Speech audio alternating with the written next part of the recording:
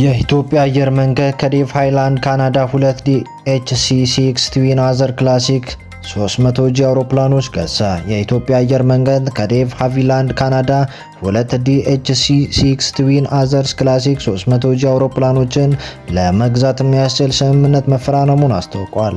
ይህም ግዢ አውሮፕላኑ ለመጀመሪያ ጊዜ በኢትዮጵያ አየር መንገድ የአውሮፕላን መርከብ ውስጥ መግባቱን ያመለክታል። ስምምነቱ የተገለጸው በፓሪስ አየር ትርኢት ላይ መሆኑን ተመልክቷል። እነዚህ አውሮፕላኖች ውሃ ላይ ማረፍና መነሳት የሚችሉ አምፊቢዩነስ ማረፊያ መሳሪያ ተገጥሞላቸው የሚቀርቡ ሲሆን ይህም በኢትዮጵያ ውስጥ ወደሚገኝ ሩቅ አካባቢዎች ሐይቅ ዳርቻ በቀላሉ ለመድረስ ያስችላል ነው የተባለው። የ300G ሞዴል አውሮፕላን የተሻለ የአጭር ርቀት መነሳትና ማረፍ ስቶል ችሎታ፣ ዘመናዊና አቪዮኒክስ ሲስተሞችና አስተማማኝ ጥንካሬ ያለው በመሆኑ አስቸጋሪ በሆነ የመሬት አቀማመጦች ውስን መሰረተ ልማቶች ባለባቸው አካባቢዎች ለመስራት ተመራጭ ያደርገዋል ተብሏል።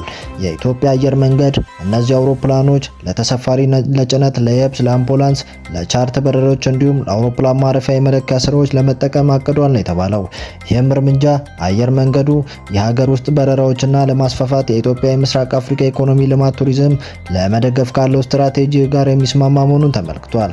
ትዊን ኦተር 300G በዓለም ዙሪያ 600 በላይ አውሮፕላኖች ከተመረቱበት ተከታታይ አውሮፕላኖች የቅርብ ጊዜ ሲሆን በአስቸጋሪ አካባቢዎች ላይ ባላቸው ሁለገብነት አፈጻጸም የታወቁ መሆኑን ነው የተገለጸው።